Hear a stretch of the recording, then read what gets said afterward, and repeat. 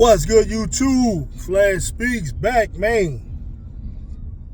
All right, so I'm seeing pretty much everybody talking about Napheesa Collier, the great power forward for the Minnesota Lynx, part owner of the Unrivaled League.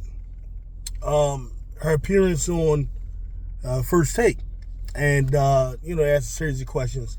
And of course, throughout the net, people taking different takes on it. You got some people using it as an opportunity. Caitlin Clark nut huggers, using it as an opportunity to make it seem like Napheesa Collier just don't want to give Caitlin credit and all of this, and like how they extract these types of things from that shit, man. I don't know. I don't know what they expect, man. Listen, man, human beings have dignity and stuff like that, man. And players have, competitiveness in them and all that type of stuff. She gave Caitlin Clark more credit. Well, really, the Fever as a whole credit. She said she's a star. She said, that people want to see her. She acknowledged that a couple times. What the hell do y'all want? Y'all some real weirdos, man. For real. Those who went there. Now, outside of that, there's been different takes, and there's been different discussions in total about the WNBA and how they distributed games, and how they're overall growing the game. And I think everybody has good points that they're making and things like that. But I guess, listen, man, when it comes to these types of things, this is the way I see it. You could be an idealist and you could be a realist, right? I think really the best approach is probably somewhere in the middle. You know what I mean? I guess I'm more of a realist. I see it very black and white. And I understand, we talk about a game, and as lovers of a game, we look at it one way. But I think we fail to sometimes understand that it's really just a business to people who have those jobs like commissioners and networks and all that. It's really a business to them, and I don't know how many times I stress it.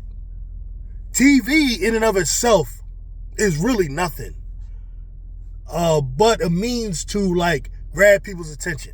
So they come up with shows and stuff like that. Networks only care about ratings. I don't know how many times I got to say this. Networks only care about ratings. Networks only care about ratings. Only care about ratings. It doesn't matter if it's a live broadcast. It doesn't matter if it's streaming. It doesn't matter if it's something that's being looked at later. It doesn't matter if it's on YouTube or ESPN or whatever. They only care about ratings. You even notice on YouTube, any of these types of services, what do you have? You have monetization based on what? Commercials, products, investors. That's all this stuff is about. Now, they may or may not care about the actual game itself, but all of that stuff is secondary. All they care about is ratings, because ratings is the metric that they use to decide, or that tells them how many people are watching. And this is what I'm saying. Maybe we got to break it down real simple. If you try to sell some crack, right? You are a drug dealer trying to sell crack, right? What block are you going to go to?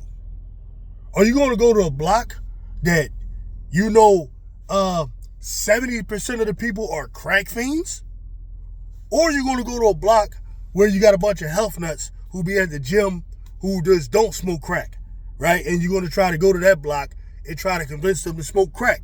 Or you're going to go to a place where we already know 70% of the people are crackheads, right?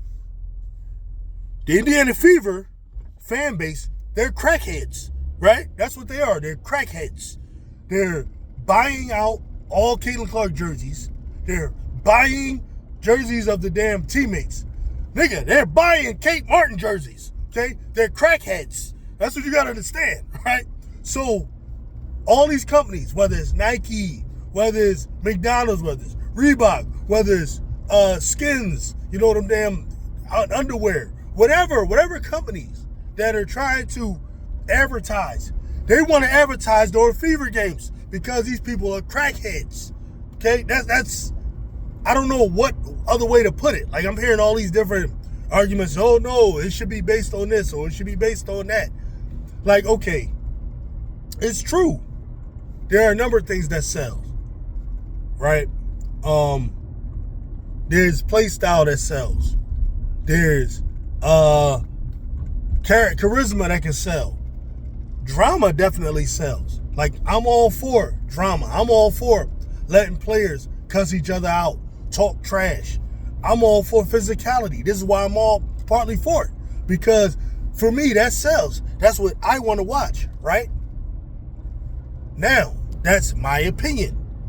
However, I can't expect networks to do and act and put games up or nationalize games based off of necessarily what I like. They're going to go based off of how many people watching, because to them, that's the evidence. Like, you say the proof is in the pudding, that's the pudding. How many people watched, right? Some people complain about the fever in the sky being forced to face each other 5 times. Why would you do that? Well, because the fever in the sky last year drew the most eyes, drew the most ratings, 2.3 million, which was like the most in years. So, listen, if it was up to them networks and if it was up to them corporations, they would have the fever in the sky play 20 times if they could, because that's how much they don't really care about the basketball part.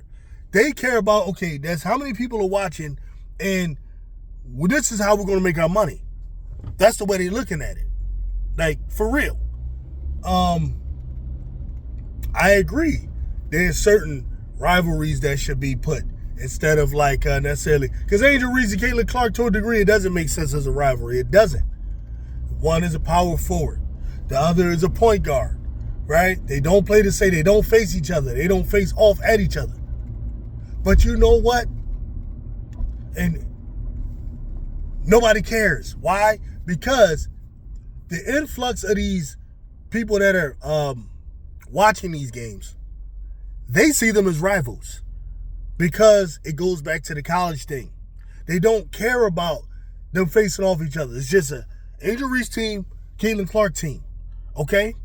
So they want to see them play each other. Does that make sense to us? No, as basketball people.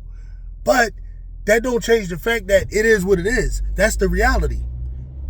These corporations don't care about whether or not it makes sense or anything. All they know is 2.3 million mother bleepers are watching. That's all they care about. So that's why they're going to get those games. The Connecticut Sun part definitely don't make sense, right? It doesn't. But they're going based off of the ratings the Connecticut Sun drew with the Fever last year, right? They're looking at it like that Connecticut Sun market is going to watch, and the Fever market is going to watch. Now, I believe it's going to be trash. Why? There's no Alyssa Thomas. There's no Dejanay Carrington. Connecticut won't be good. These are the facts. We know. But they're not going to, right now, make decisions based off of projecting that Connecticut won't be good. They're going to go based off last year. That's what they're going to do, right? That's just how it is. Maybe that's wrong. Maybe that could be criticized. I get it. But I think we need to not lose sight of that. And what we got to start pushing is for more people to watch the game, period. That's the only thing that's going to affect how many nationally televised games anyone gets, and all that stuff. Buy jerseys, get people to watch. Now, I don't know how we can do that, but that's what changes things. A lot of us don't like it, don't want to admit it. But these damn people that are like wanting to watch Caitlin Clark, that's what they are. They the crackheads that are just fiending for it. And trust me, hustlers are going to serve them fiends. And that's just the way it is. I don't know. Peace out.